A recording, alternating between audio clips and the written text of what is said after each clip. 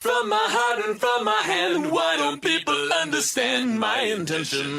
Computer running slow? I'm waiting. Caught a virus? Does your computer seem to have a life of its own? Malfunction. Need input. The computer guru is here. Thank God you're here! Call in now. Now it's Mike Swanson, your computer guru. Hello and welcome to the Computer Guru Show. My name's Mike, here to deal with your technology needs and treat you like a person in the process. 790-2040 if you want to be part of the show. That's 520-790-2040. Hello, guys. How you doing? How's it going? Rob, Tara? Hey. Tara's almost awake. Almost. I haven't had enough coffee. I got an energy drink in me, so I'm good to go. Right on. And Kent. Even Kent's not doing so hot today. I'm here, man. That's it. Yeah. Pushing buttons. Apparently he's got... He went through some sort of heinous surgery. Heinous tooth surgery. Man. Heinous. I haven't heard that word in a while. Well, the rest of us did not go through surgery, so we have no excuse. I'm all right. I assume, anyway. I'm good. I'm just tired. Lame. Yeah, I am. So this show, by the way, this episode of the Computer Guru Show is going to be all about mostly all the things that you can connect to either your network or the internet and have some type of control over them. Yeah, we're going to talk about some home automation stuff and the different devices that exist for that purpose, as well as some of the problems that they have and what you can do to secure your home if you decide to automate it. And it's called the Internet of Things. That's one of the words for it, one of the phrases, Internet of Things, the IoT. And I guess that's all right. I mean, that's the reason, supposedly, that we're doing the IPv6 push. Yeah, it's this idea that eventually everything in your house is going to be connected to the internet on some level, even your toaster. They actually have toasters. Well, I mean, some of the cooking devices make sense. Like there's internet-connected crock pots. And that kind of makes sense because you can regulate the temperature and stuff from your office, and then dinner's ready when you get home. Right, and of course you can get the companion product, which is the internet-connected fire alarm, so that when you burn your house down, you at least know it's burning. There's a lot of very cool automation stuff. Now, most of it, at least if you're going to buy off-the-shelf stuff, it's kind of like you have to do this mixing and matching to kind of get everything to work together. Well, it seems like a lot of the manufacturers don't want you to know that you can mix and match. They're kind of like, oh, you got to buy all of our devices. Right. But most of them work on the same protocols, so you really can. If you're a little bit savvy or feel like spending a weekend learning about it, you can usually get those to all work together. Right, and there are plenty of sort of open source, they call them hubs, these connector hubs, right, which do all the control. And some of them will support all of the protocols, so you can just mix and match any way that you like. Yeah, and I personally like the manufacturers that do that because they're not trying to DRM their products like a Keurig or something. Right. And they understand that, since they don't make everything, you're going to need to use somebody else's product at some point. Right. Yeah. Yeah, I like the idea, and it's just me just because of the sort of home hacker right that I am. I like the sort of Arduino-based solutions where you just make your own hardware and bridges and... Yeah, and I mean, a lot of people do that with Raspberry Pis, but I always kind of think it's overkill in almost every context, unless the Raspberry Pi is the hub, because it's a fully functioning computer.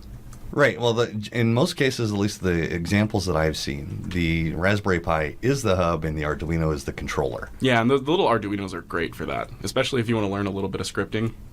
Yeah, and also if you want to do some soldering.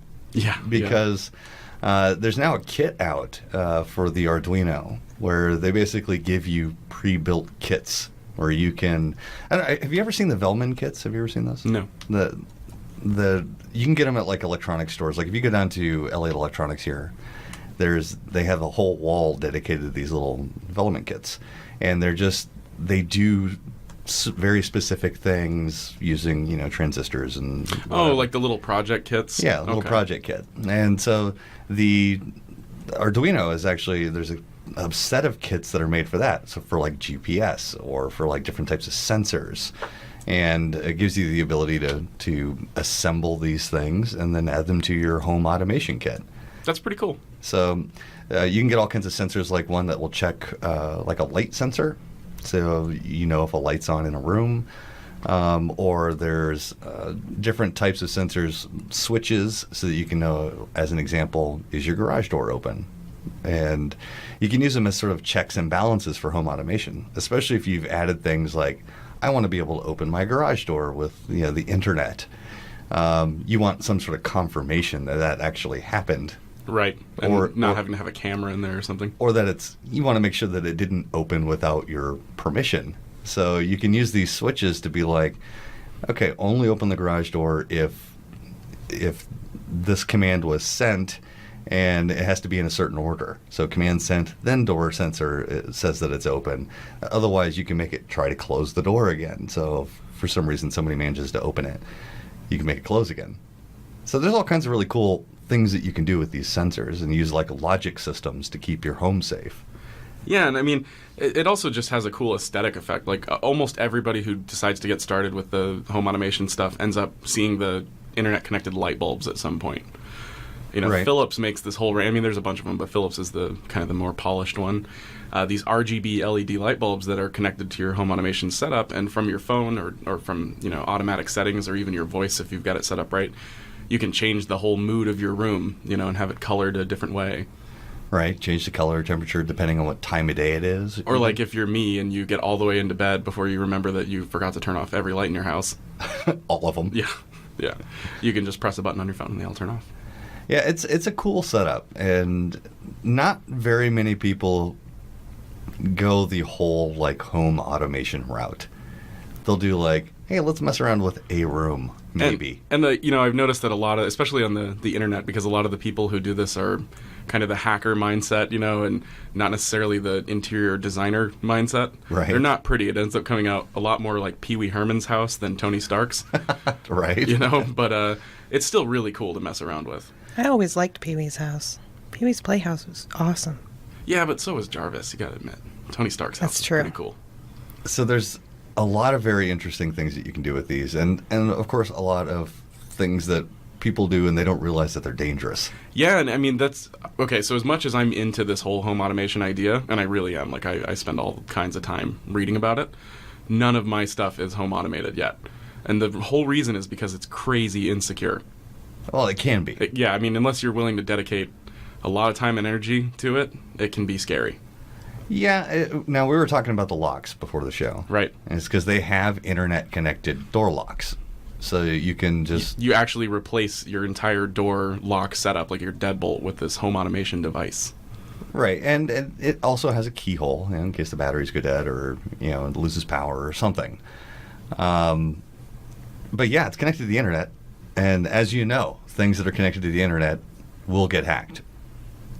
Now, I don't know how many people that are really willing to put forth the effort to sort of master the hacking portion of their life are the same type of people that would enter your house while you're not there. Yeah, and I mean, you made a really solid point while we were talking about this before the show, where it was like, your door already is vulnerable to hackers. Right. Like physical ones, yeah, or a boot. Or a boot, or there's Sledgehammer, bump keys, And I mean, in reality, somebody who's looking to just break into your house isn't going to be sitting outside of it with a little laptop trying to hack in. They're just going to break your window. And the reason that I look at it this way is that I would much rather have the home automation stuff there, and first of all, one, I know how to secure my network, but two, it gives you the ability, without having to pay an alarm company, to actually monitor the house. So that if somebody does come and kick your door open, you have a way of knowing that. Yeah, and I mean, including footage, you can have internet-connected cameras that automatically record to your home server or something like that. Right. Now all I got to do is work on figuring out how to procure nerve gas so that if somebody breaks into my house, I can take care of it. I think the real vulnerability for these internet-connected devices, though, isn't a hacker or something like that. It's the 13-year-old kid across the street who's bored and has an internet connection. Yeah, and not necessarily across the street, Yeah. There is no distance on the internet. There are a bunch of 13-year-old kids. I just know that if, my 13-year-old self, if I had found out that I could turn my neighbor's lights on and off, I would have just stayed home all day. Figured it out. Yep, that would have been the most fun. Yeah, I love the idea of doing the home automation thing. And unfortunately, there's, especially where we live currently, the houses generally aren't all that adaptable to that Right. type of thing. I think you need to live someplace where there's lots of either attics or basements so that you have ways to Hide run all of it, wires. Otherwise, it ends up, like you were saying, Pee Wee looking like Herman the Pee Wee style. Herman house, where you just got wires running everywhere. And I mean, it's funny because there's always like, in almost every case, like there's people like us setting up these home automation setups. There's a woman rolling her eyes as she watches it happen. You know, What are you doing to my house? she's like, "Why am I tripping all over Ethernet cables?" And you're like, "Don't worry, I almost have it. I almost have it." Yeah, and I see a lot of people trying to do the wireless versions of these things, but very often they're trying to do them in apartment complexes where there's 3,000 other wireless access points, Unless you have like a quad band router, you know. and then you can't figure out why your lights randomly turn on and off. Without somebody hacking it, it just, the system loses connection and defaults out. And I think that there needs to be, if it were me, there would be a lot more focus on the idea that, sure, I can turn on my lights, or I can unlock a door, or I can do all of these different things, open a garage, but I would be really focusing on the whole checks and balances system, Right. Where there is a verification that something that was asked to happen actually did happen. If something anomalous happens, that the system knows how to deal with it. Especially if you're doing something like locking your front door, you Yeah. know, that's an important one. I'd say that's important. And, automation's coming to us everywhere, not just in our homes, but, you've got Uber doing the thing where there are autonomous cars are coming. Yeah. And there's a poll that basically said that somewhere around 70% of Americans are just ready for automation as a whole. Well, I mean, it's because we've been shown this small glimpse of what it can do, and it's so cool. You know, like it's one of those things that just makes you feel like a little kid when you see it. And I think that because of how cool it is, we're just in this headlong rush into it before, cybersecurity kind of catches up. And that's the scary part, because they're packaging all of these kits and devices and stuff, but the people who are buying them aren't necessarily aware that they're vulnerable. Yeah, we'll talk more about the vulnerabilities after the break, but let's take a moment to mention our sponsor. Maybe they'll work on some automated cars in the future. That would be Perfection Auto Works. You can visit their website, perfectionautoworks.com. They have very funny ads, award-winning ads even, that run right after we go to break here. But you should check them out. You can get your 26-point inspection for free. Free. The guys down... What? Free. Okay, the guys down there at Perfection Auto Works, they are wonderful. And if any place that's got a waiting list, They're doing something right. you're doing it right, man. Check them out, perfectionautoworks.com. We'll be right back. Whoa, Black Betty, bam lamb. Whoa, Black Betty, bam lamb. Black Betty had a child, bam lamb. The damn thing gone wild, bam lamb. Said a word not of mine. Your computer guru Mike Swanson is here to help you tame that beast of a machine. Join the chat right now at gurushow.com or call in. This is the Computer Guru Show on KVOY, The Voice. Your technology guru Mike Swanson is answering all your questions one by one. Yes, science. So chime in with yours. The website is gurushow.com. Tune in, click in, and kick back. This is the Computer Guru Show. Today on the Computer Guru Show, we're talking about the Internet of Things. And the Internet of unsafe things. In some Mostly the contexts. unsafe ones, because they are all unsafe to some degree, as with all things that are connected to the Internet. The good thing, though, is that there are things you can do to make them safe. Right. So let's talk about the vulnerabilities first. Almost all of these devices use something called SSH to communicate. It's it's old school, 30-year-old shell, and it's a protocol basically that is supposed to make it so that you can securely communicate with your host. I mean, that's what it stands for, right? Yeah, pretty much. Yeah. Secure shells, something. So it's not shh. Yeah, it's not shh. Okay. Shh. Be quiet. Just asking. It's an opportunity for, basically it's the only way that these devices know how to talk to each other, because they're all in some way Linux-based devices that all talk to one another, or at least they have some element of control features that are handled over the SSH. And it's secure shell, just yeah. Anyway, I forgot to confirm with you earlier. But it's sort of a misnomer because it's not always secure. In fact, most of them are using older versions, which are great vulnerabilities in. I mean, it should be called You Should Secure Shell. Yeah, we're trying to be secure shell, or at one point this was a secure shell. If no one attempts to hack it, it's secure shell. Right. And so you need to get the updates. Now, we talked about this a bit on the last show, where we were saying, hey, Internet of Things, how about some updates? Well, I think that's the big question is it the responsibility of the manufacturers or the user? Well, I think both. I think that once a manufacturer knows about it, they should put forth the effort to fix it, which in some cases they don't. They have no interest in fixing it. They don't want to devote the resources to it. And they're like, yeah, whatever, it's not a big deal. Somebody's going to turn your toaster on. All right, it's little do they know that you store your outgoing mail in your toaster or something and burn your house down. I'm just going to keep bread in mind at all times so that if somebody hacks me, I just get a nice toasty treat. That's right. Your canary is toast. Joke's on you. It smells like toast. I already know you hacked me. So there's the manufacturer should be responsible for at least dealing with issues as they arise, and many of them do that. Especially if you look at the larger ones like Nest or even the Philips ones. So they've had several firmware Well, updates. Nest is a big deal because they make connected thermostats, So they could easily, hack your thermostat and make your electricity bill $1 billion. And I've heard a few people where that actually happened, where they were gone, there's a set of customers that were gone for the entire summer. They had it set to 90 degrees or something, or 85 degrees to keep their house at some reasonable temperature while they were gone. And for some reason, when they got back after the summer, they realized that their house had been set to 65 degrees the entire summer, and that explained their multi-$1,000 electric bill. In my house, if you set it below 70, you'll get cut. So I can only imagine how shocked they were to see their electricity bill. Yeah, there's really, there's a rule in your house that says that you will be cut if you set the thermostat. If I have to see an electricity bill like that, I'm not responsible for my actions. Okay. Yeah. So this is another one, kind of tying back to the last segment, where checks and balances, man. Yeah. There needs to be some type of a verification system. As an example, the thermostats at the offices for Computer Guru have, if they get changed, I get a notification. Right. It sends me a text message and says, hey, guess what? Your thermostat's been changed. That's actually how I get a response from Mike. I just set it to 70 in the office. And he's like, hey, what are you doing? And I'm like, oh, by the way, I needed to ask you a question.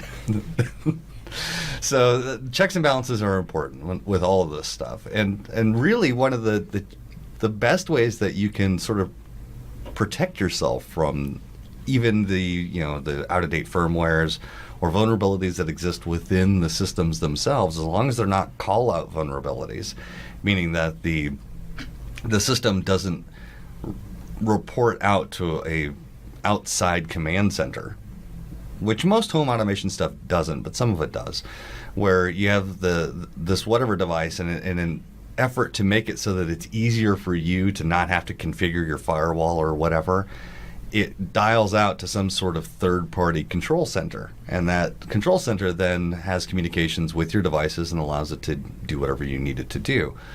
But most of the home automation stuff doesn't work that way. It stays internal to your network, and one of the best ways that you can prevent those vulnerabilities is to have a decent firewall.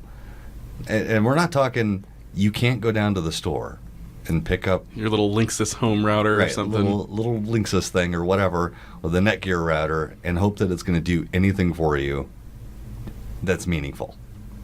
And it really bothers me when people are like, how did I get this? How did this vulnerability happen? How did this infection happen on my computer? I have a firewall. No. You've got a router. Yeah, that's not how this works. And actually, Rob, you mentioned this a couple of weeks ago, where you can really see the difference between a real, firewall than just a basic router. Yeah, I mean, I think anybody who listens to this show knows that one of my hobbies is pen testing in general, learning about new ways to have fun on networks. Well, I've brought my devices and things that I'm trying out to the office, and we've got a really nice hardware firewall installed there.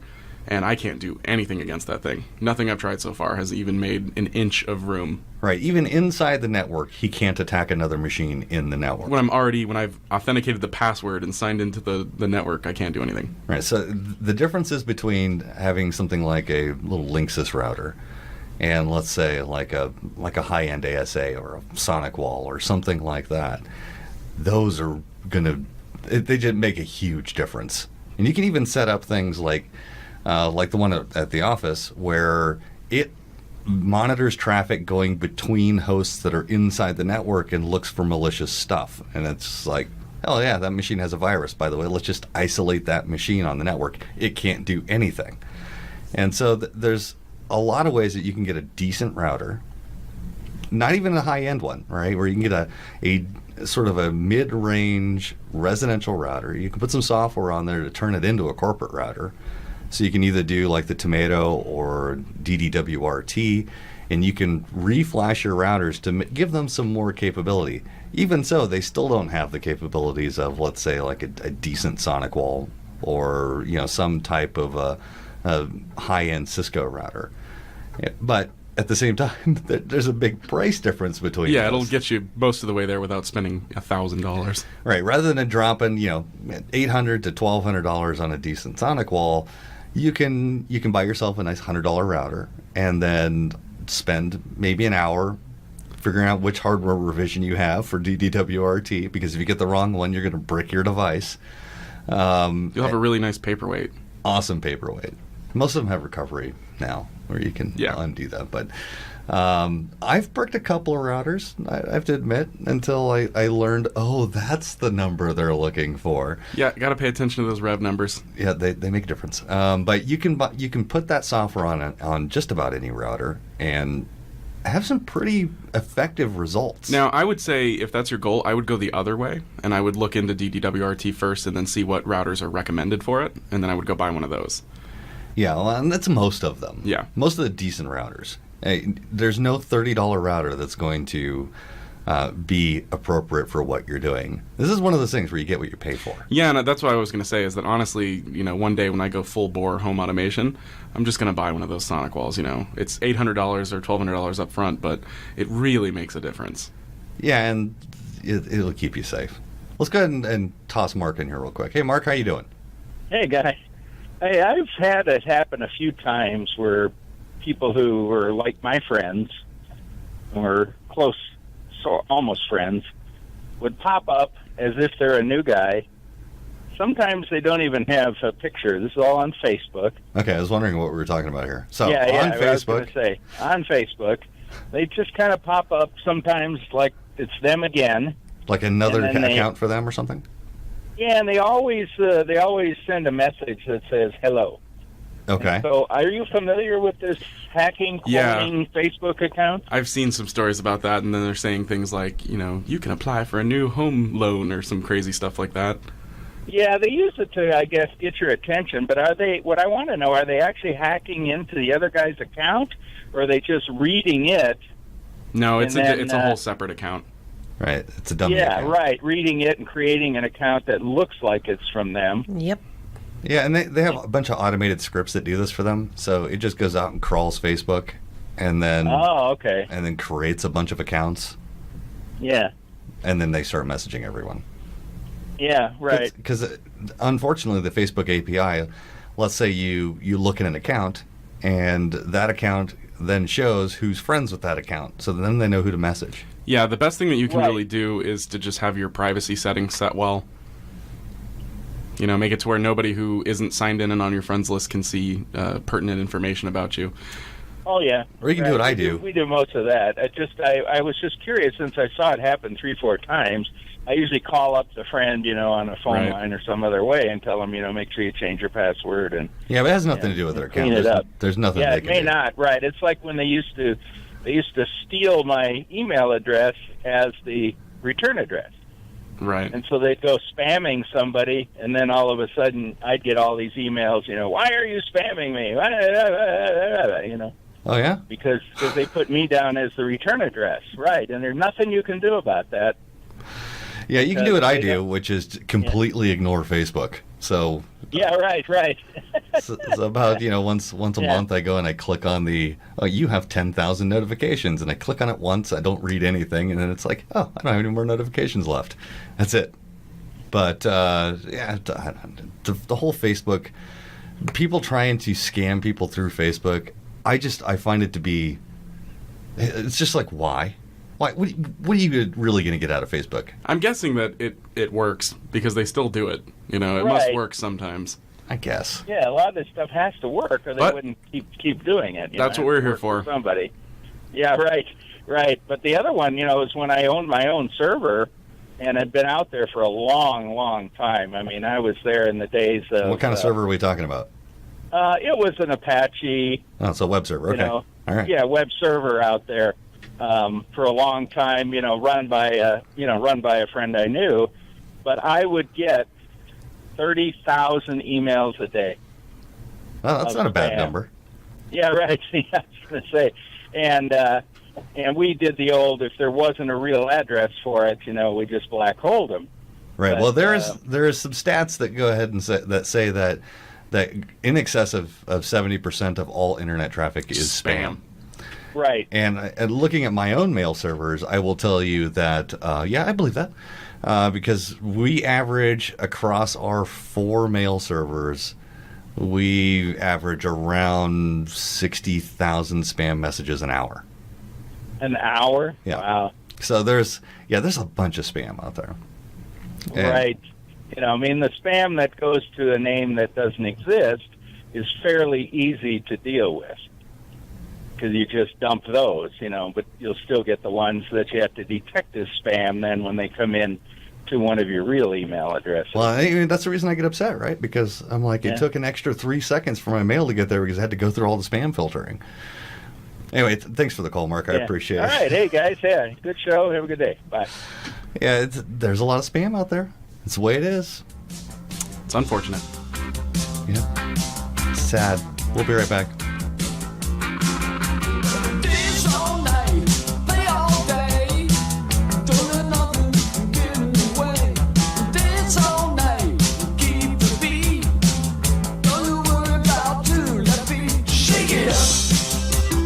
Whether you're dealing with hardware installation or, heaven forbid, a virus, No! Mike Swanson is answering all your questions one by one. So call in or chat in with yours. The website, gurushow.com. Tune in, click in, and kick back. This is the Computer Guru Show on Mike Swanson, your computer guru, is just a click away. Listen and watch at gurushow.com. This is the Computer Guru Show on KVOI, The Voice. Welcome back to the Computer Guru Show, 790-2040 if you want to be part of the show. That's 520-790-2040. Lay your technology questions on us. We'll see if we can help you out with whatever's going on. Speaking of questions that people have, last week we had a caller who asked us about the Jitterbug smartphone, and none of us really knew anything about it, and we said we'll get back to you. So we're going to do that now because now we know a little bit about it. Right. It makes you dance whenever you put it in your pocket. Maybe. No. I don't know. No. Jitterbug. No? No? Terrible humor. It's bad. I have failed. We'll just end the show here. It just reminds me of The Wizard of Oz. That's all. Who? Jitterbug. What? There was a deleted scene with the Jitterbug. Oh, yeah, of course. There's a song. That part of the movie that nobody saw. Yes. How am I supposed to know that? Moving on. Was it on the extras DVD of The Wizard of Oz when it was released? I don't know. I don't have the DVD. Just move on with the review. All right, Jitterbug phone. So we looked into it a little bit, and it's your fairly standard, like lower to mid-range Android phone. But you get what you pay for. It looks all right. Let's see. I'm going to pull up the specs here so we can talk about that a little bit. It's got a 5-megapixel camera. It's got 8 gigs of internal storage. It's got a 1.1 gigahertz Qualcomm Snapdragon 210 processor. So standard processor for like 3 years ago. Snappy. Yeah. It's 5.5 inches, so it's the same size as most Note phones. It's a bigger smartphone. Right. Also the same size-ish of the iPhone. But lower resolution. But the reason for that is because everything's bigger on the screen, because the Jitterbug version of Android is obviously meant for people who want a simplified Android experience. And they want larger things on the screen. Yeah. So, all of the reviews that relate to this phone are not about the specs, because that's not what people are buying this phone for.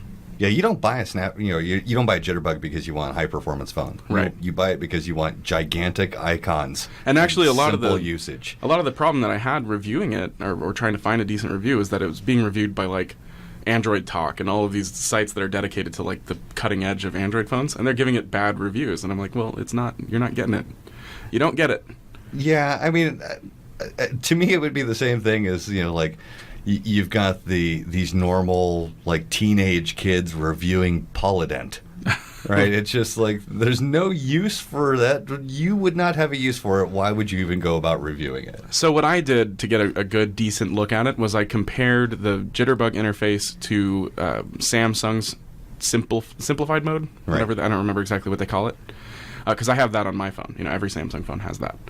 So, and based on what I saw, it looks like it's basically the same thing. It's pretty similar to what Samsung gives you, and because of that, it's pretty good. I can see that it would definitely be really useful for someone who needed bigger icons and a simplified interface. The Jitterbug smartphone does exactly what you need it to do in that regard. It also, I guess, you can turn that off and just get a standard Android experience. But like you were mentioning during the break, why would you do that? Yeah, why would you go out and buy a Jitterbug phone and then turn off the Jitterbug function? So the main thing, though, that makes me give it a positive review and say if you want to get it, go ahead, is that it only costs like $100. As opposed to $800. Right, like most phones nowadays. What's the battery life like on this? Did they say anything about that? 'Cause I imagine that one of the complaints that I've gotten from, because we have a bunch of, we will say, sort of golden clients. Right. As far as, especially this time of year. Where one of the complaints that they have about having to switch to an iPhone or some sort of smartphone is that they're used to being able to charge the phone like once every 3 days, as opposed to charging the phone every 45 minutes like you have to do with most smartphones these days. So this phone, it doesn't say what the standby life is, like if you just don't do anything with it, but it does say that under moderate usage, they got 4 hours and 16 minutes out of it. So if you're using it steadily, 4 hours and 16 minutes is pretty good. Yeah, that's pretty average. I would guess that gives you a standby time of a little over a day. Right. So plug it in when you go to bed. Yeah, I wish that on some level that Motorola or Google and Samsung would get together, and you would have the sort of the simple mode that Samsung has, and then you could also have the battery life of like the Droid Max. Have you seen Samsung's like ultra battery lifesaver mode? Yeah, I use that on my phone every once in a while. Yeah, actually. it turns like the screen is black and white. Yeah, you get 3 icons, screen's black and white, all notifications are turned off, network is turned off. As an example, I just wanted to see how long it would last because I was looking at I had like 4% battery left on my phone, and I'm like, it's telling me my runtime is going to be something like 15 minutes. So I turned on the ultra saving or ultra battery mode or whatever it's called, ultra power saving mode. And it said that my time until empty was 7 hours after that. Wow, at 4%. At 4%. So it's really saving some battery life. My question, though, is why would you not just turn your phone off? Because it's not like you're going to use it for anything anyway when it's in that ultra battery saver mode. Yeah, you can get phone calls still. Oh, can you? Yeah. I thought you said all networks were turned off. The regular like Wi-Fi stuff. Oh, gotcha. And it doesn't do any background checking for email or anything like that. Right. Yeah, that's pretty crazy. I accidentally turned it on my phone one time and kind of freaked out. So it's like, what happened? I broke it. My phone's broken. But yeah, so I would say that overall the Jitterbug seems good for what the people who would buy it would use it for. Right. Yeah, and I guess this is one of those things that there are people that go out and buy things that are not appropriate to their intended usage. So, I mean, no teenagers can go out and buy a Jitterbug and be happy with it. Right. Because if you're a parent who wants to mess with your kid, and ask for a smartphone. Yeah. Yes, that's an option. But it's good for the demographic that it's pointed to. Yeah, and because it's only priced at $100, it's not like they're taking advantage of anyone with a crazy high price tag. Right. I think that the most important things is you get a large display. As far as like if you bring up the phone app on the Jitterbug, it's gigantic buttons, and it's really designed for people that don't necessarily see all that well. So there is a section of the market that this is designed for: ultra simple, semi-current technology to keep you sort of in the world, as opposed to, falling behind with your flip phone or your Motorola StarTAC or whatever you use. I mean, especially because it's becoming increasingly difficult to get a hold of those older phones in general anyway. Most carriers don't even have them, or they have one. Right. I remember before the smartphone era, when Nokia was sort of king, they made a version of the phone that was marketed specifically for people who needed larger, high contrast buttons. Right. So, you had this phone that was not a flip phone, but it had this like slide to cover up the keyboard, and it had these giant yellow buttons so that, basically older people could use the phone and still see the buttons that they were pressing. So there's always going to be a need for accommodating people's lack of visual acuity. Yeah, that's something Tara knows about. Tara can't see at all. Thanks. She's totally blind. Can't see anything. Well, they actually even have some smartphones have like screen readers and stuff. So even if you're completely blind, you can use them. Yeah, and that seems to be more and more prevalent these days. They don't want to get sued. Yeah, and I think that's the we're talking about just automation in general this episode. The upside of voice control for your phone is that you technically don't even need to be able to see it. You can just say, "Okay, Google, call my mom," or whatever. Hey, phone, do something. Like, I'm gonna do this right now. I'm gonna be like, "Hey, Kent, take us to break." Let me take See? Look at that. All right. Thanks for listening to Computer Guru Show. We'll be right back after these messages.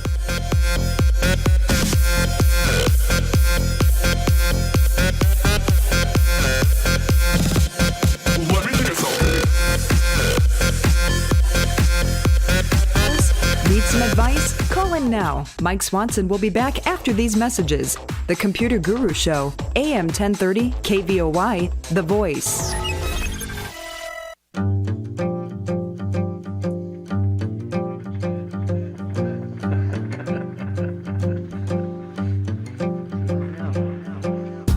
Mike Swanson, your computer guru, is just a click away. Listen and watch at gurushow.com. This is the Computer Guru Show. So a lot of people use the home automation stuff to sort of set up I don't know, we'll call them kitschy, right, type setups, right, where they're just like, hey, check out what I can do.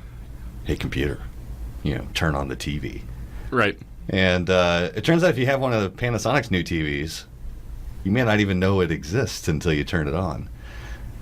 You saw these. We were talking about this last week. As far as the super cool, like completely clear TVs. Right. Love it. It's just a piece of glass, which is pretty interesting. And one of the demos for it is it's built into a cabinet, like a curio cabinet, where you have like stuff that is being displayed behind a piece of glass, and a glass door that moves. Really, yeah. The whole thing that that it's moving causes me to not understand how it works, because even if you go to Best Buy and you look at their ultra thin TVs, right, they're on this little convenient stand thing, and that's got all the TV stuff in it. Yeah. Apparently, I don't know how it actually works. I don't know, but you turn on the TV and the clear piece of glass turns into a television. And they're in the video, they're like moving it while it's on to show that it works. It is pretty impressive. Maybe it's terrible radio, but it is very, very impressive, and we'll have to put some links. How does the backlighting work? I think it uses some of the holographic techniques that are out there right now. It's pretty sweet. Because it seems like the hardware is in the cabinet, like within the wood pieces, the shelving and whatnot, and that the surrounding frame of the glass probably projects the picture. I see. That's pretty clever. That's what I'm thinking. I think it's sorcery. Yeah. I think it's awesome. When I was looking at it, I thought, this is probably just wizardry is what's going on. That's right. It's It's multifunctional. I really like that. You're a television Harry. It's not exactly what I was expecting. It is really impressive. Now, for a person like me, who never watches TV, It'd be perfect. This would never be a good idea, right? See, now I actually disagree. Really? I rarely watch TV, just like you, and I think it's a perfect idea because right now I have a giant TV that just sits there, and does absolutely nothing and takes up space. Whereas this, use it when you want to. The rest of the time, it's a nice curio cabinet. Right? And you could put your, your World of Warcraft figurines I behind actually it. don't have any, but I do have, well, my husband has a World of Warcraft beer stein. That's pretty And sweet. so if it doesn't work, you can just sit on your couch and like stare at all your china plates. Look at all my I don't collectibles. have China plates. I do have a Zelda Yahtzee, though, that I could put in there. You can stare at that. It's a very cool TV is really what this Yes. is. I'll link it up in the description of the podcast. Yeah, and as far as I know, it costs as much as a Tesla at this point. Yeah, that's the thing about all of these new TVs. Like you go to Best Buy and they've got the curved TV that's like 80 inches, and it's like all of the money that you have. Right, that is. You're like, how much does it cost? And they're like, no, it's just you just give us your bank account information and we just take all of your money. Well, How now- much do you have? Yeah, it's not about how much money you have right now. It's how much can you potentially earn. That's how much it is to buy this TV. Well, and what Panasonic has said is that they're thinking it's going to require around 3 more years to be ready for the public. They're still doing a lot of testing on it. Okay. Well, the demo is cool. The prototype is pretty awesome. And it makes me kind of, makes me sad that I missed out on CES last year. Yeah, we're going to have to actually go to that again at some point. Well, I mean, it's 2 months. Might as well go to CES while the world is burning from the election results, whatever. But we need some hope. We'll go to the Consumer Electronics Showcase and hope that the world will give us some sort of technological hope. There you go. I think that we need to spend the next year or so getting back into gaming so that I can go to E3 again. Oh yeah? Yeah. Okay. So yeah, we should probably start working more on that stuff. Just to So that Rob can go to E3. so that Rob can go to E3. You know what would help with that? What was that? Is if people subscribe to our YouTube channel. We broke 300 subscribers. I know. I'm this excited about that. How did we break them? weekend. One at a time.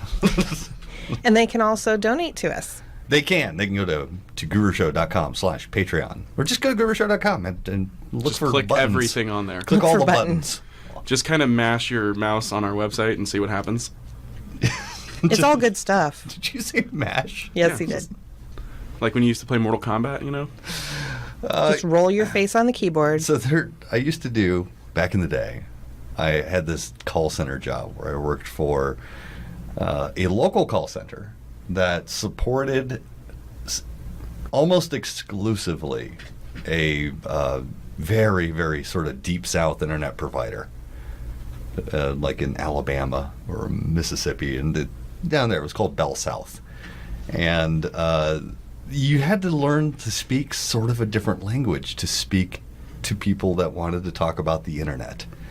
Because they literally had no idea what you meant when you said double click.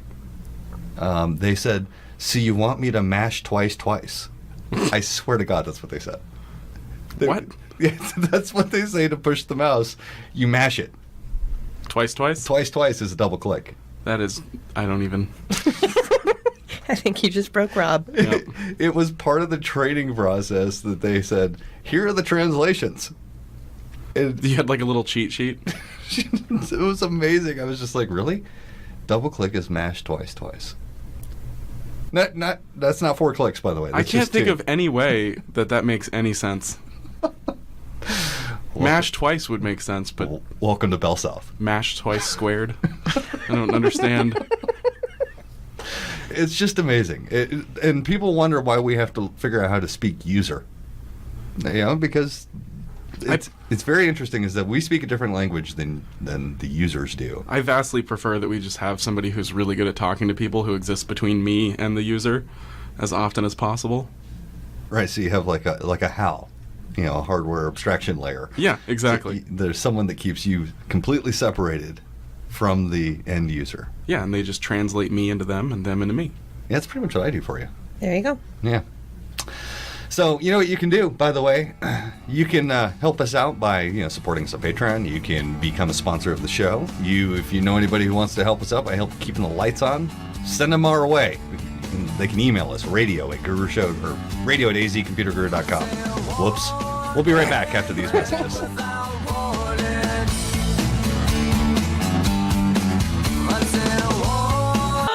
From my hand, why don't people understand my intention? Computer running slow? I'm waiting. Caught a virus? Does your computer seem to have a life of its own? Malfunction. Need input. The computer guru is here. Thank God you're here! Call in now. Now it's Mike Swanson, your computer guru.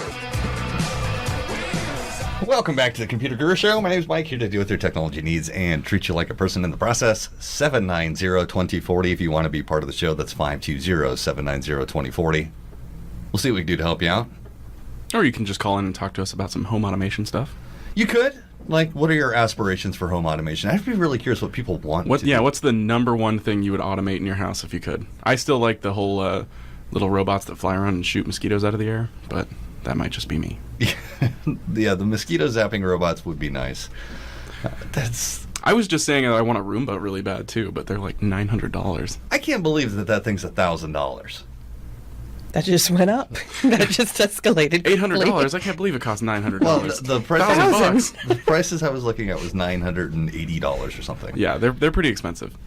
And after, I mean, Mike, how much would you pay to never have to vacuum, sweep, or mop again? You mean how much would I want to pay to have to rescue a robot from vacuuming my floor? Well, supposedly the $900 ones are pretty good nowadays. Can it go up and down 2 steps? No. Then it's useless to me. It can tell that there's steps there and then go away from them, though. But that's the part that needs vacuuming. Your 2 steps? Yeah, I have a step-down living room. I think you're going to have to just suck it up and vacuum them yourself. That's Step pretty 1, much what I've been doing. Step 2, that's what I do. Get a vacuum. You could get 3 Roombas. One could be on the floor, one could be on the step, and then one could be on the top of the other step. I only want It's only $3,000 I want 2 things. I want a robot that will clean for me. Okay. And possibly cook. And I want this Kurobo Mini. What is a Kurobo Mini? It's a cute little automated companion you take with you in your car. And it can tell you how you're driving, and it'll talk to you. That seems like a bad You gotta be idea. really lonely. What's going on here, Tara? Savage. No, it's totally cute, though. I mean, it's Kurobo Mini. Technological Imaginary Friends is what it's called. But look at how cute it fits in the palm of your hand. Right. It's anywhere from 6 to 7 inches tall, and it's made by Toyota. Okay, then. And, Because if people aren't distracted enough while driving, really. Well, let's go ahead and put a little cute robot on the dash. Does it have some way of avoiding like falling down by your feet and getting stuck under the brake pedal? It fits in your cup holder. What if I want to cover my cup holder? Does it say something like, "This is the 3rd pedestrian you've hit today"?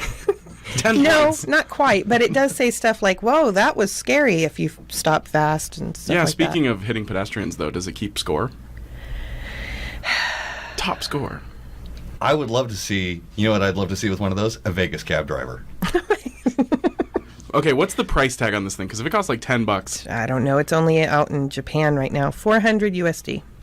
$400. Plus a monthly subscription to Toyota's conversation system. $400 for someone to say, "You're not alone in the car." It's cute. And you stop too fast. It's cute. It is cute, I guess. if it was bigger, at least it could be useful because you could get into the carpool lane. I know for me, it would be useful because, like, I drive for around 50 minutes to an hour to work every morning. Okay. And it gets really boring. Not like I'll listen to the radio or CDs or talk to myself, but Podcasts or something. Podcast on what? My phone won't hook up to my car. Okay, so this is Tara's therapy hour. That's what we're talking No, about. it's so cute. Her phone won't hook up to her car. So instead of buying like $100 new stereo for her car that has Bluetooth, or a $20 Bluetooth adapter, I can have a friend. Okay. It's cute. And look at those big little robot eyes. So cute. So kawaii. I'm still thinking the Vegas cab drivers need it. If it needs a, like, that was scary. Have you ever ridden in a taxi in Vegas? Have you? yes. And Kent, have you? No? How about you? Tara, no?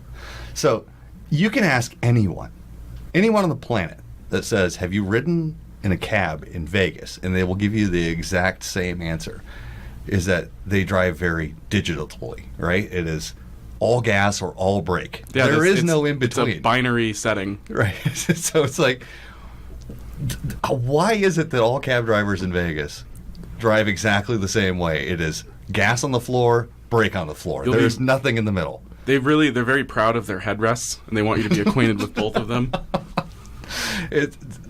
I don't understand it. Is that part of the driving test for Vegas? Which is just, listen, don't worry about all that slack space when you hit the gas.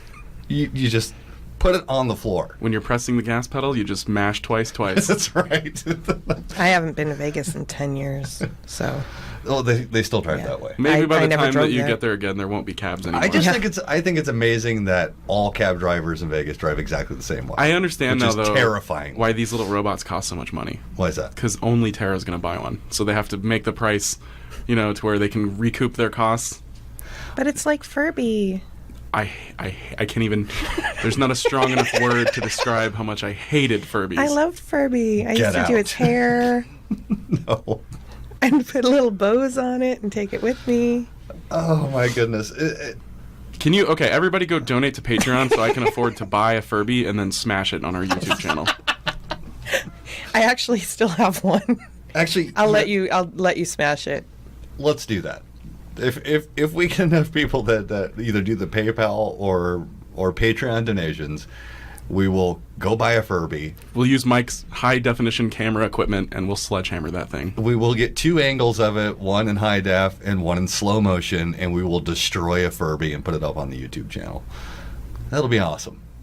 It'll be great. I'll be sitting there crying. You guys, seriously, please do that because I really want to smash a Furby. I don't want you to, but And I we'll, support And this. then we'll have a third shot of Tara crying in the background. I love Furby. That's what we'll do. We'll just...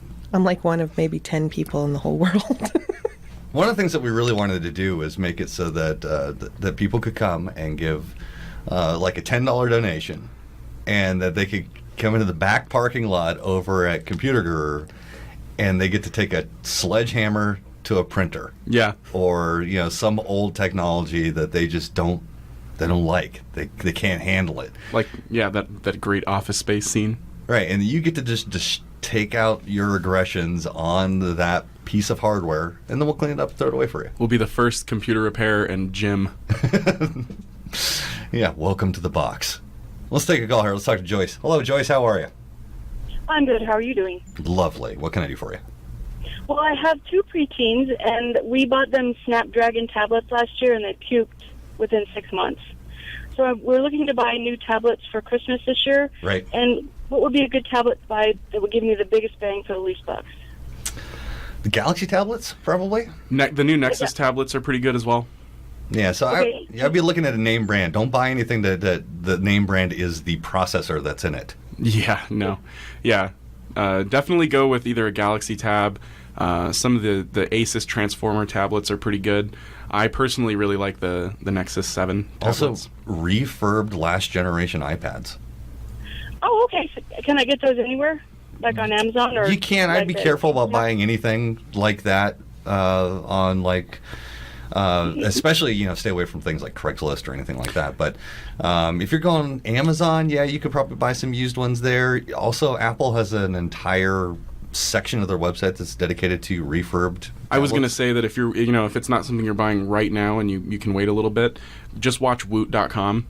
Check their computer section daily. They often have refurbished tablets, and they definitely will work just fine. And you'll get And what was that again? Bluth? Woot, WOOT.com. Woot.com. Well, you guys are my favorite guys now. Excellent. We like being favorites. Thank you very much. Have a good day. Look at that, Tara. I have a friend I didn't even have to pay $400 for. Wow. That was savage, dude. Mike, if you pay me like $399, I'll be your friend. Nope. That's Tara's job. Wow. Wow. We're going to take a break while Tara puts ointment on that burn. We'll be right back.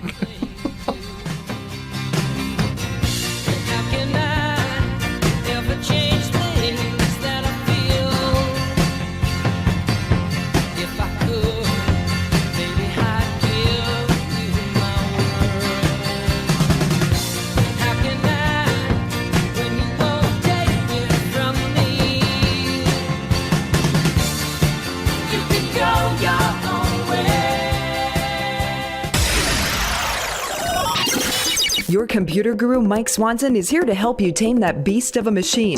Join the chat right now at gurushow.com or call in. This is the Computer Guru Show on KVOY. The extreme and wider than sour cream. I was in AV club and glee club and even the chess team. Only question I ever thought was hard was, do I like Kirk or do I like Picard? Spend every weekend at the Renaissance Fair. Got my name on my underwear. They see me strolling. They laugh. Welcome back to the Computer Guru Show, 790-2040. That's 520-790-2040 if you want to be part of the show. Hashtag Furby Lives Matter. I really like Furby. Oh. Poor Furby. You guys are going to destroy Furbies. Gonna get sledgehammered. Yep, we've Sledgehammer. We've already determined that there's going to be several Furby deaths. Apparently Furby prices are pretty reasonable, so... Not like they used to. Man, they used to be expensive. It's because they used to be wanted by kids. Yeah, now they're just unwanted. Yeah. All these unwanted Furbies. Kind of makes you think of one of the Toy Story 3. Call in and give us a suggestion on how we should destroy a Furby. Yeah, because we're going to destroy a few of them, so you get your choices. Somebody already suggested a blender. Yeah, we need to get a Blendtec blender, I think, if we're going to do that. At least I have mine safe at home. That's what you think. But every so often, because it's in the closet, and every so often it'll go off. Well, in case John's listening, yeah, if you know where that Furby is, you can bring it down to the shop. He's not. What? Yeah, sledgehammer. Yeah, so we could also sledgehammer one. No, we'll make it an event. We'll make it so people can come down and help us destroy Furbies. How's that? That sounds like a pretty good event to me. That'll be great. Oh, we'll put it on the website. Announce it on socials. Furby destruction. People are questioning why I actually want a Roomba. Sunday. People are questioning why I want a Roomba. Why is that? Well, they're like, what, does he want to hack it or something? Want to use it for that? No, he just wants a clean floor. No, I just don't want to have to vacuum. I actually bought one in tech school many years ago. Charged it, and it never worked. It never once did anything. It didn't move, nothing. All you have to do is search for an article that says why it's a bad idea to have a Roomba if you have a dog. Oh, yeah. And then you realize that you don't want one. I don't have a dog. One of my friends does have a Roomba and also has a dog, and it was a terrible, terrible experience that cost them quite a bit of money. So, this thing is designed to, when you're not home... Terrorize your dog? No, run around the house and vacuum all the areas in sort of a random pattern. And then it also detects whether or not your floor is dirty. Right, and let's say that your dog makes a mess on the floor.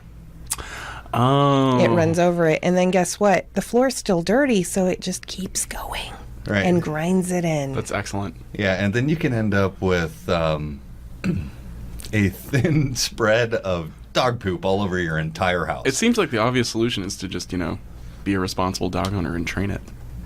Well, there's that. But Mike's like, anybody got time for that? If your dog gets sick, though, and you're not home, they're not going to be able to hold it. Right. I'm going to get 2 Roombas, and I'm going to tape kitchen knives to them and have them joust each other. I don't think that's how that works. That's how it's going to work, Mike. That's how it's going to work. Okay. Yeah, so we were supposed to be talking about home automation. And then we decided that we were going to destroy some Furbies. Right. Well, I'm really curious now. So you're going to look into this? Are you going to actually do anything in your house, or no? Are you still too afraid? I actually thought of one that would be really useful. What's that? You know how inductive charging is a big thing for phones nowadays? Yes. So I plug my phone in every night before I go to bed. And a lot of times I end up waking up in the middle of the night to unplug my phone because I'm like a worrywart about my battery. I don't like leaving it plugged in. I was thinking it'd be really cool to get the inductive charger, and then you could use one of the internet-connected power plugs, and you can use a service like If This Then That to detect when your Android battery is full, and then turn the power off. Huh. So you don't overcharge your phone. So I could do that. You know that's not how that works anymore, right? What do you mean? That is the Wait, what? The whole idea of overcharging the battery. So, what was that about the Note 7, Mike? Are you sure? Are you sure that's not how that works anymore? It turns off the charger. No, it just wakes you up rudely with an explosion. I think the closest I've ever gotten to home automation is the clapper. The clapper. I think that's it. Clap on. No. Clap off. I still have one. Sad clap. You can't just start a clap. Does that mean that that we could set up microphone sensors to actually emulate? I bet somebody has done that. Clapper to make it so you can clap and turn on the television.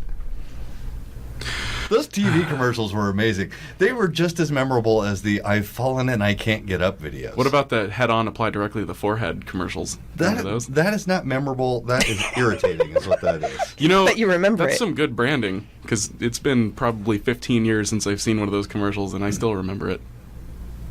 No. The clapper, though. It's awesome. No, I love no. my clapper.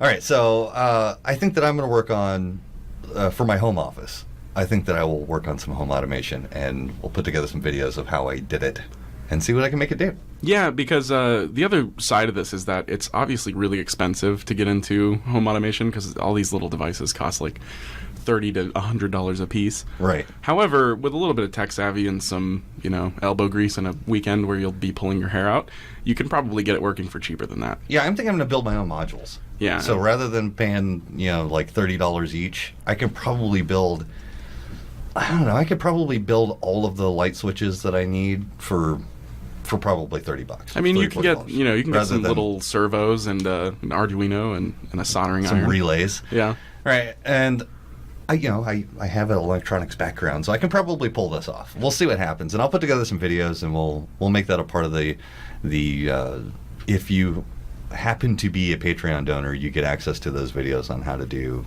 the home automation stuff, and we'll play around with it. I'll buy all the pieces. We'll do all the unboxing. We'll put it together, and then you can maybe I'll attempt to hack Mike's home automation stuff. I will let you try to hack it. Oh, you'll let me, huh? Thank you. Yeah.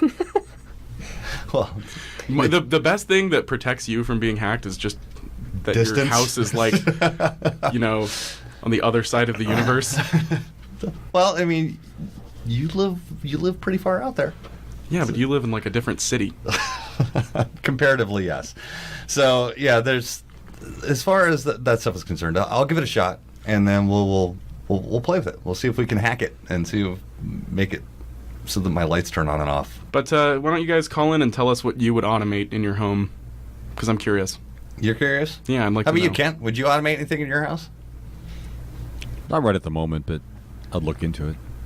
Because I like the sort of the movie mode, which I've seen a couple of people do, where they're like, "Hey, let's watch a movie," and all the lights change and it turns on the TV. So, at one point when I was playing around with this, I did set it up to where using a couple different apps on my phone, one of which was called Tasker, which is an essential app if you're using your phone for home automation. Mm-hmm.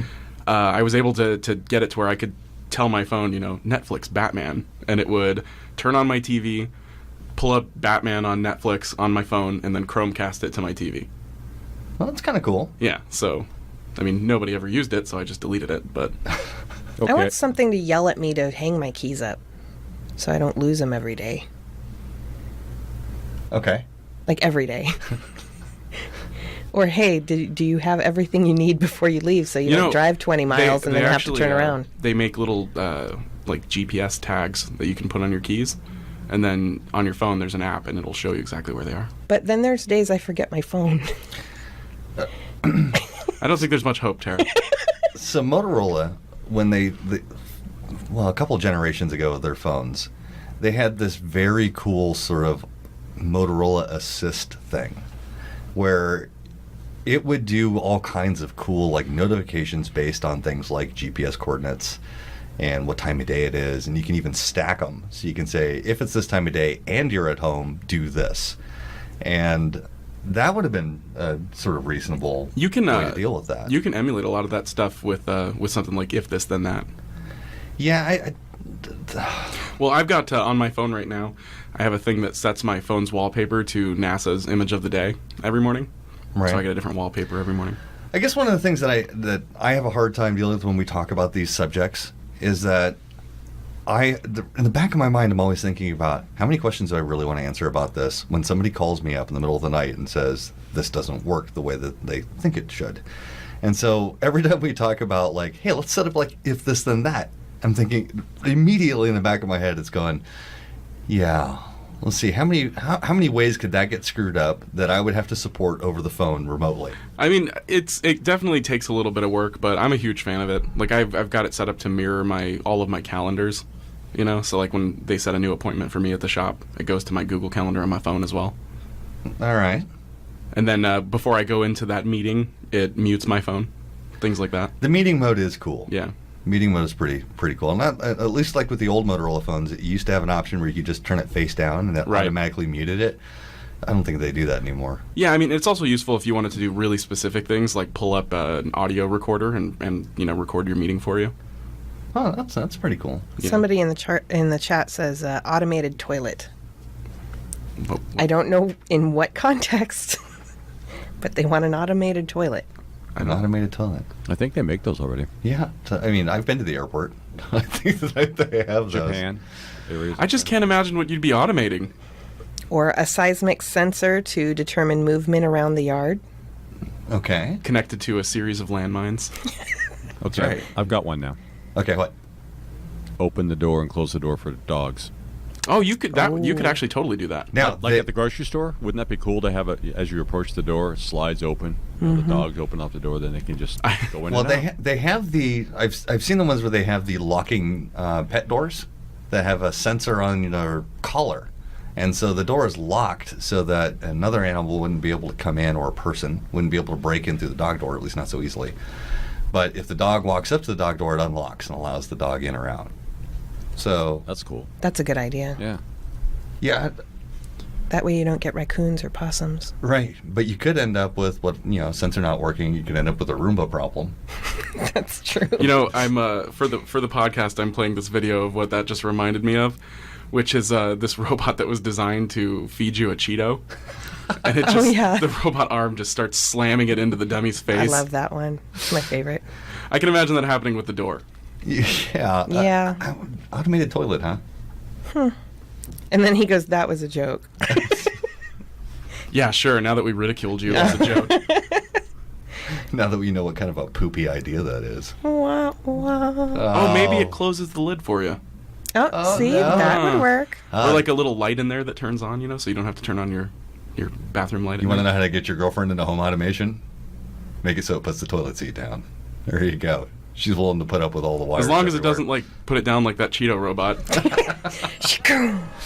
Oh, we'll be right back after these messages from our lovely sponsors. You could be one of them. We could mention you.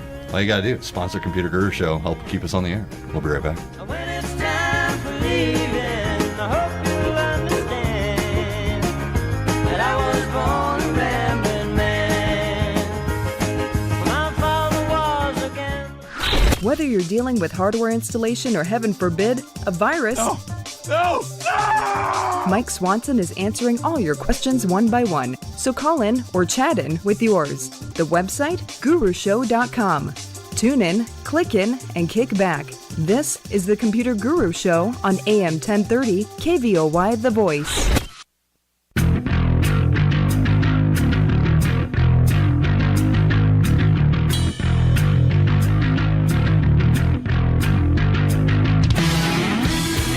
Welcome back to the show, 790-2040. If you want to be part of the show, you can lay your technology questions on us. Yeah, you don't even have to ask about home automation. Yeah, 520-790-2040. You can just say, hey, I've been trying to blend this Furby and I can't get it to go. What's up? Or if you don't want to call in, we have the chat. There is the chat. Go to gurushow.com/chat. Okay, so regarding the home automation stuff, a couple of years ago, there was an article that said, this is dead. It's not going to happen. Nobody's going to automate. It's doomed. All right, Wired. We're calling you out. Oh, Wired. This is kind of my problem with just the way that articles are titled nowadays anyway.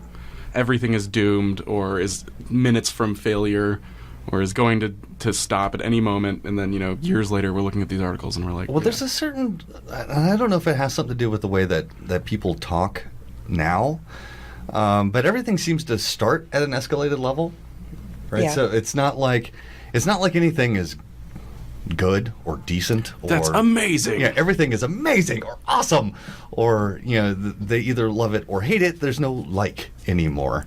Unless you're like yeah, like no longer means like. There's no. Yeah, it was pretty good. Yeah, and so everything sort of starts at this level that is already at some extreme, and so the only way to get somebody's attention after that is to go further. But then again, maybe you wouldn't want to read an article that was called 7 Reasons Why We Think Home Automation Has Some Issues That Need to Be Resolved Before People Use It on a Massive Scale. I personally would read that. It's a very long title. I'd be all over it. I mean, you can shorten that up a little bit. We don't think home automation is going to work. Here's why. Yeah, I don't know, the whole, like, everything is doomed and the world is over. I'm going to write an article called 7 Reasons Why All of Journalism is Doomed. So there's a certain amount of, hyperbole and everything that's involved with all of this stuff. But so Wired put out this article and basically saying that home automation is never going to work. This was a couple of years ago. And they had a bunch of different reasons why, like, there was no killer app and there was fragmentation in the market and it's too confusing. Now, the thing that I think is important to mention is that they're right. In most of these contexts, it is fragmented, it is confusing, and there is no one killer app, but it doesn't seem to be stopping anybody. No, and in fact, when you've got the big guys coming on board, as an example, if you have an Apple device and you've got the OS 10 update, or the OS 10 update for your iOS device, front and center, it puts a home button now for the Apple Home Control Center. And if you have an Apple TV, that acts as your hub, and you can tie in all of these different types of devices, like the Philips Home Kit, like several other types of devices, even the quick-set locks. So if you want to, make it so that you can do Bluetooth proximity alerts, if you have an Apple Watch, you can make it so that once your watch knows that you're out for a jog, it locks the doors on your house for you, and when you come back, it unlocks them. There's all kinds of things you can do. When you've got the big players that are jumping in this, Microsoft teamed up with an existing home automation provider. Apple's doing its own thing. They're all jumping on this bandwagon. I think that as long as they all work with the same protocols, it'll be fine. Right. Because in that context, there's no fragmentation. Most everything is Z-Wave anyway. Yeah, I mean, there's a few other ones, but almost everything is Z-Wave supported. Right, and that's if they're Wi-Fi, and if they're not Wi-Fi, they're just Ethernet at that point. That's sort of the great equalizer is IP. So once you move over to the internet protocols, everything is the same at that point. So we live in the age of Kickstarter, where anybody can come up with an idea and then potentially fund it and make a product. I think that when it comes to home automation, the important thing to look for is the protocol support when it comes to that, because, let's face it, that Kickstarter company is probably going to fail at some point in the next couple of years. Every company, faces that, and right. The vast majority of companies fail, honestly. So it's important to make sure that they're future-proof because they support a certain protocol that many other manufacturers do before you consider investing in something like that. Right, and several of the hubs, like we mentioned before, if you're dealing with the Apple hub, you have to live within the Apple ecostructure. And as much as I am not a huge fan of Apple, I think that home automation is one of the areas where it makes sense for Apple to have their own little ecosystem, because under the Apple brand, there is no fragmentation. You're kind of an Apple user, and you just have all of your Apple devices that work together perfectly. Theoretically. Yeah. So. But they do work together pretty well. But if you're going to look out, if you're looking to do this, and you go out and you buy some type of a hub, like a pre-built home automation hub, you want to make sure that it supports multiple protocols, so it's not just wired into one set. And because of that, I would suggest not buying something like the Apple hub or the Philips hub or anything like that. There are actually completely third-party hubs from companies that don't even make home automation products. They just make the hubs, and they work with every protocol. Yeah, I think that's the way you go. Or you build it yourself. You get yourself the Raspberry Pi and brush up on your Arduino skills and make it happen. And I think that's the real fun of home automation anyway, is building it, making your own. Now, there are, of course, going to be some people who just want a system that works. But for me, it's more fun to design it myself and build it and have it not work or do crazy things at first. Right, and there's all kinds of sort of pre-built systems already where you just, even Home Depot and Lowe's have their own sections that are just dedicated to home automation. That's a good point, too, because if you're looking for a way to just check these things out, go down to Home Depot or Lowe's. They've got whole little setups where you can just demo them. Yeah, it's a pretty cool setup, and I have to admit that it's something that's always been sort of creeping around. Like, oh man, I wish I had time to do that. And now that I've actually said that I'm going to do it on the air, now I have to. You have to. Yeah. So great, I've just made time for it. There we go. Let's go ahead and take a call and let's talk to Claudia. Hello, Claudia. How are you? I'm good. How are you doing? I'm lovely. All right, good. I've got a question, actually a couple for you. I've got a Motorola Android phone, and I've connected it through my home network and entered the password. And I've always been leery of the security on the phones. I don't actually have any security software, well, maybe Malwarebytes on there. But if I enter my password into my phone for the network, and the phone gets broken into, then they know what my home network password is, right? Not necessarily. In fact, most of the phones will hide the password after you've typed it in once it's connected successfully. Okay, so even if somebody right. were to get your phone, they wouldn't be able to see the password. Not to mention that you should be changing your password every so often anyway. Oh, yes, I know. Oh, yeah, as I've probably said once or twice. You should be changing those passwords every so often anyway. Not to mention Wi-Fi security is kind of, I don't know, it's really not all that. It's not the most important thing that you should be dealing with. Individual device security is probably what you're going to be looking at. You want to make sure that the individual devices have the appropriate either passwords set up on them or antivirus software, anti-malware software, firewalls, etc. Okay, I've got all that.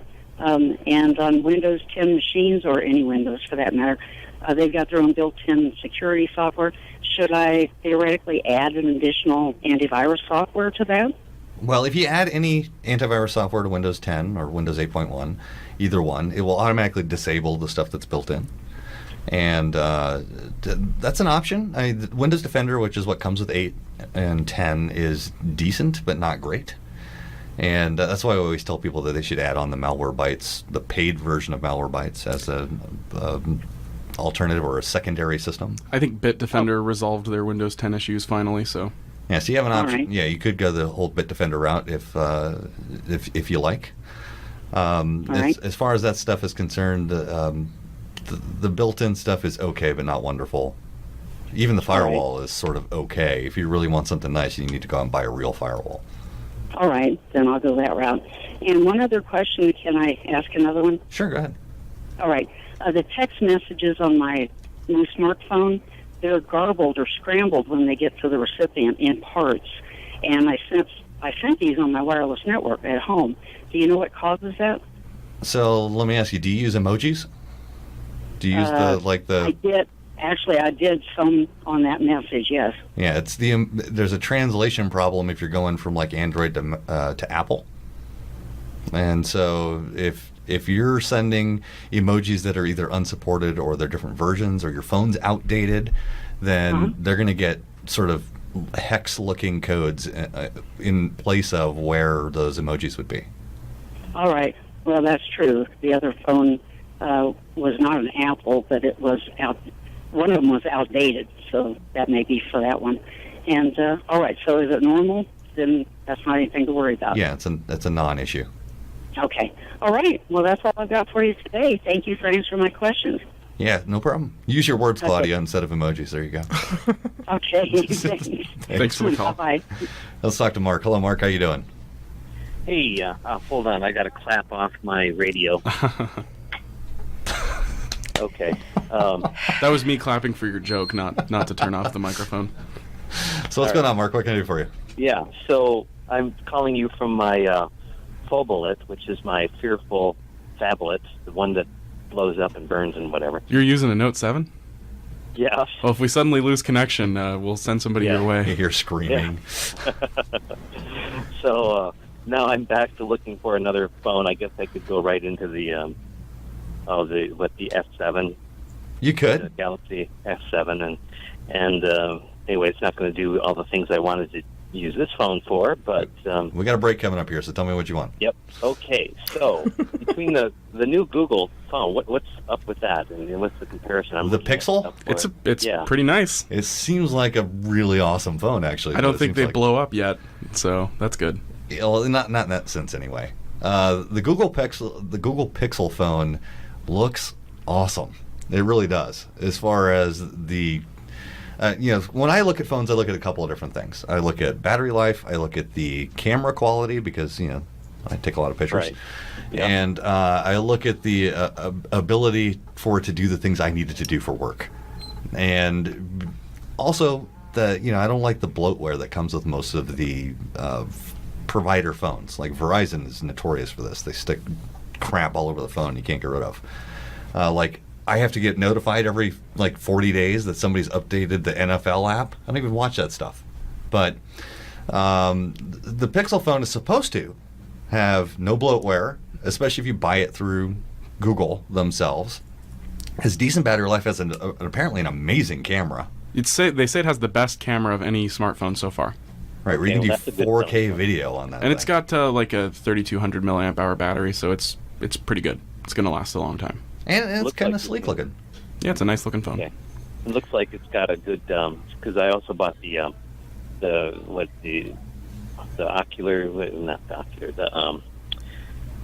VR gear. Oh, the Gear VR? Yeah, Gear VR. Don't use your Note 7 with that thing, man. That's going to cause it to overheat for sure. Right, unless you want to fire on your face, don't put it in the Gear VR. Well, I thought maybe I'll just keep this Note 7 only up about 60%. No, you don't even you do not keep that phone. Yeah, send it back. They're completely banned on airlines now. Yeah, I know. Yeah. I have to take a flight next.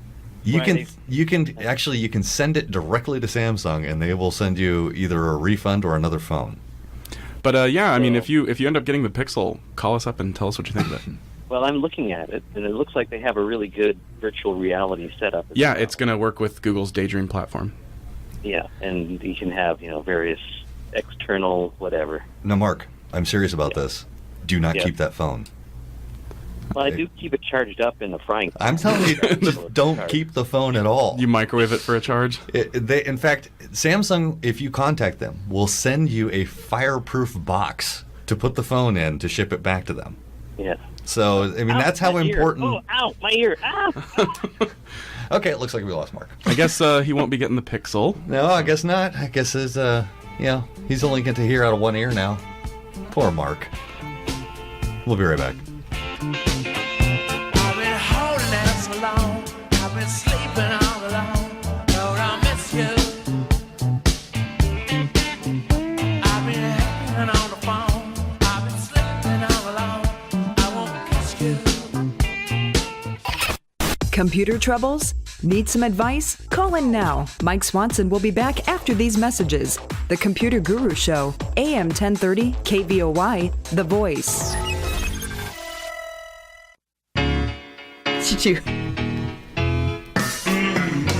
Oh, look at that. Yeah. Yeah, Mike came on early. Hot mics. Gotta be careful. Gotta be careful about that. They'll get you. I didn't say anything bad. So today is Tara's birthday. Everybody should know that. We definitely knew that the whole time. Yeah, totally knew about it. Obviously. Yeah. I was just testing you, Tara. So happy birthday to Tara. Yay. I guess I should be nicer to her. Yeah. It'd be nice. It's not malicious. I know that. I'm good. Speak for yourself. Oh, okay. We got a phone call here. Let's talk to Charles. Hello, Charles. How are you? Good. This just in. Microsoft announces new VR gear for the fetish lovers, the Oculus Rump. Oh, come on, man. That's not even a good joke. Oh, well, hey. That's like I'm on low power. I'm on low power afternoon. All right. You have a good... I'm worried my Samsung's going to blow up if I use any higher... Do you have one of those? No, I have two. I love them. One for each ear. But you know what? Now's a great time to buy them. That you can tip them for a song. Yeah, I hear you can fry an egg on the back of them. Two. You could do an omelet, dude. They're going to make great hand warmers. Oh, no, dude, not only hands. Depends on which pocket. All right, you have a nice day. Bye. Thank you. Wow, you finally got a good joke in, actually. Hot Pockets. So, how do you think Samsung's going to deal with this? I mean, they're losing a ton of money. I think that they dealt with it the best way they could, which was basically they gave up. They're just like, we're done. We're not even going to try to manufacture the Note 7 anymore, because even the replacements were blowing up. Right. So they're just like, nope, no more. They didn't really make any changes to the replacements other than they were using different batteries. I am guessing that they're going to just sue the life out of the third-party company they were using for the battery manufacturer? Yeah. Yeah, probably. You know, everybody thinks that Samsung is like taking a huge hit over this, and they are, but they're also like one of the biggest companies in the world. They're going to be okay. I don't think it's going to be so much a monetary dent. As a brand. I mean, remember the Pinto? Yeah. I mean, really, people are going to be joking about Samsung phones for decades. Yeah, but it's not like Ford stopped making cars either. Yeah, it's too bad too because honestly, Samsung does make some of the best phones you can get. I will tell you what I don't like about because I have a Galaxy S7, and I will tell you what I don't like about it. It's fragile, a lot. Well, so is like every phone. Those Motorola phones, man, are way tougher. You know, back in the day when the S4 was like the hottest phone to have, right? I bought one like the day that it came out, and after a week of having the phone, I dropped it and broke the screen. Yeah, I was so sad. They're very delicate, really delicate. So, I mean, it's an okay phone, and I don't like how the edges are so sensitive. So if you go to pick it up, it wants to like change what screen you're on or launches an app. I know that's in there specifically for the S7 Edge, but I don't like it. I've got the Note 4, which is like 2 generations old now, and that's still an excellent phone. Well, at least it doesn't burst into flames. No, although it does get pretty warm if you're using the Gear VR. All right, so if you do happen to have a Gear VR, then don't use the Note on your face. Yeah, well, you know, Samsung made a specific Gear VR for the Note 7. Oh, did they? Yeah. Oh, poor things. Now, if anybody has one of these Notes, let's talk about that just for a minute, because I was sort of giving him some grief. I have an idea. What's that? Note 7 plus Furbies. Just saying. I was kind of giving Mark some grief before in the last segment. If you have a Note 7, get rid of that phone. It is dangerous to have. Right. This isn't just hey, be careful how you charge it. Like the government said, don't have a Note 7. Right. Even Samsung themselves says don't have this phone. They'd want you to send it back. They want you to not have it in your possession so that you don't burn your house down or set yourself on fire. As somebody who's seen a lithium battery explode, it's no bueno. Don't deal with it. No, it's not. You don't want to do it. So if you have that phone, get rid of it. And there are plenty of places you can do that. You can take it back to the cell phone store. You can call Samsung directly. You can mail it back to them. Like I said, they will send you a fireproof box so that you can send that thing back. Yeah, I mean, apparently they're not even safe when they're off. Right, they're not. They're not safe at any time at all. So if you have a Galaxy Note 7, you should not have a Galaxy Note 7. Because pretty soon you're not going to have a Galaxy Note 7. Right. You're going to have... a house. You're going to have fire. Right? And sure, it doesn't happen all that often. But do you really want to be like... That one? Do you want to be the dude that's like, yeah, my house burned down? Don't be a statistic. Yeah, don't be a statistic. Unless you want to be counting in our stats for supplying our show with money. Wow. Yeah. That segued harder than the guy who, went off the cliff with a segue. I am really proud of my terrible segues. At least someone is. So yeah, if you want to be able to support the show, you can go to patreon.com/gurushow or gurushow.com/patreon. Donate as little as $1 a month. Yep, and that's all we're asking for, $1 a month. I mean, if you want to give us more. It helps us do cool things like smash Furbies. Yeah, we're going to smash some Furbies. It also pays for some of the show advertising that we do online, some of the software that we use to actually do the show production. What's the name of that company that does that? Which one is it? Is it Desert Pro Commercial Cleaning LLC? The best Tucson janitorial services. And you can find them at TucsonDesertPro.com. In the whole galaxy. Yes, you can. You can see their work over at 64 North Harrison if you visit the East Side location. Or, you can also come visit us at 510 East Fort Lowell. We're here to help you out with all of your technology needs while treating you like a person in the process.